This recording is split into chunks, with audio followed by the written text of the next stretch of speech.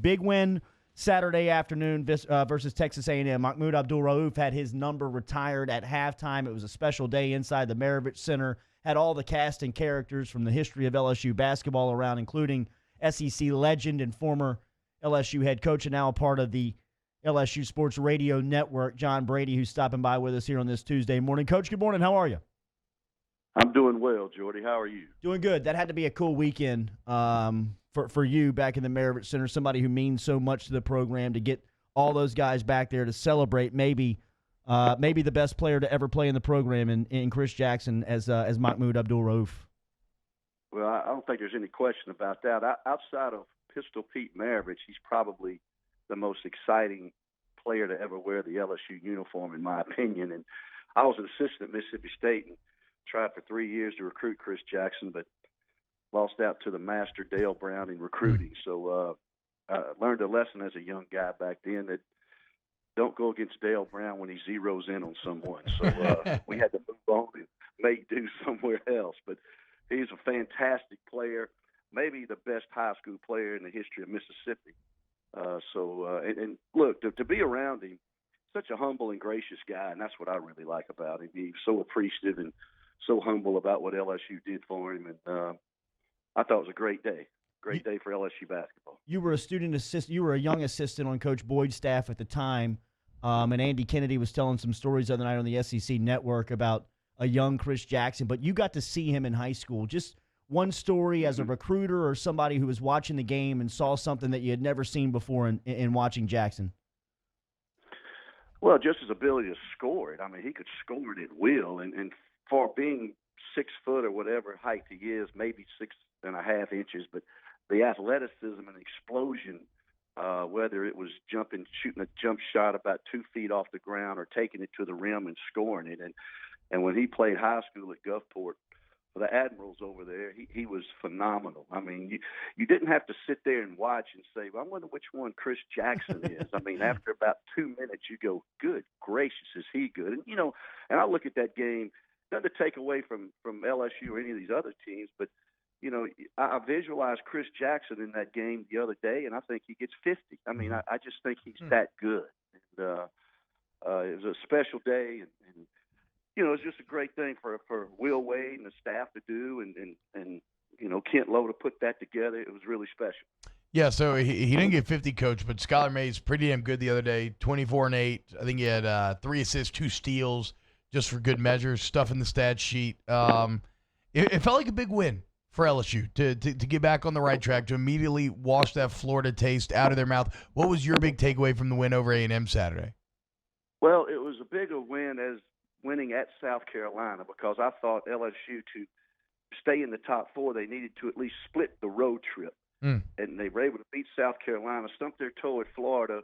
But after the game, I saw Skylar Mays coming out, and the first thing I said to him, I said, now that's the Skylar Mays I know right there. And I thought he was tremendous. And what I liked of what LSU did, we know LSU can score points and get up and down the floor and do those type of things, but they were also very good in a half-court game. We only had like 2 open court baskets on turnovers or missed shots. We were having to score out of the half court, show some patience, some dribble penetration. We didn't settle for the first 3. We reversed the ball a couple of times and got a better look, and then enabled us to also drive the ball to the goal a little bit. So, and then on the other end, a possession game by A&M, we defended well for long periods of time and did not put them on the free throw line. And I thought that was a key to the game also. So I thought it was a very good game. Coach Wade kids me when he sat down. He said, Coach, you like that game, didn't you? Punch in the mouth game, guard in the half court. And I said, well, actually, I think it was one of your most efficient games on both ends of the floor all year. So I did like that game, and it showed some flexibility, some versatility where LSU can play up and down, but if needed to, they showed they can also play in the half court, which I think to get deep in the SEC tournament or even the NCAA tournament, you've got to be able to play both ways. Coach John Brady joining us here, ESPN Baton Rouge, New Orleans, and Alexandria. You were a defensive mastermind as a coach. What did you see Saturday that led LSU to play that efficiently on that side of the court? Well, we kept the ball in front of us. We had good pressure in the passing lane, but we didn't overextend where they back cut us a lot and got easy baskets. We kept them out of the lane, and we rebounded the ball really well. But what the real thing I like, we kept the ball in front. We applied enough pressure to make them miss. They're not a great three-point shooting team anyway, even though they shot several. But I thought we had a hand in the face, and we played good defense for extended periods of time without fouling. And I think that's the key to being an effective defender, is not only guarding but not fouling, and then when it's shot, rebound it and give them one shot. And I think that's what we did, and we're able to produce a win over a team that's a possession-conscious team. And I thought it was good for our guys to be able to do that. Eric Musselman gets Isaiah Joe back. Joe makes Arkansas a different team. What's the challenges of Bud Walton Arena tomorrow night with this Hogs crew? Well, it's they're 3-10. I mean, they're 3-7 in their last 10 games, and in their losses they gave up 82 points a game. In the win, they gave up 70. And now Daryl Joe has been back, and they've won 2 of the last 3. And at home, the last 2 games against Missouri and Tennessee, they gave up 68 and 69 points. They went on the road at Georgia and got plummeted and gave up 99 to Georgia. So Daryl Joe does make them a better team. I think it's what I thought in the first place when we played them. I think our guards against their guards. If their guards outplay us at home in Fayetteville and our guards play like we did at Florida, it could be a long night. But if Javonte and Skylar play well against Daryl Joe and Jones, we got a chance to win up there. They're not a great three-point shooting team.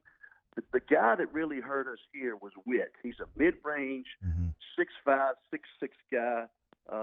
He gets some things done for him. We've got to contain him, but I think really it's going to be our guard play versus their guard play on the road at Bud Walton. Well, and that's what I was going to ask, man. What's the challenges of playing in Bud Walton? I feel like I always hear legends of just how tough that place is to visit. Well, back when I coached there, it was nuts because they were putting 18,000 a game in there. I think the crowds have come back there, and I anticipate a big crowd. There's still some discussion about if Arkansas can beat LSU and then go on the road and beat A&M and then win 2 games in the SEC tournament, they could get in the NCAA. But they're 6-10 in the league.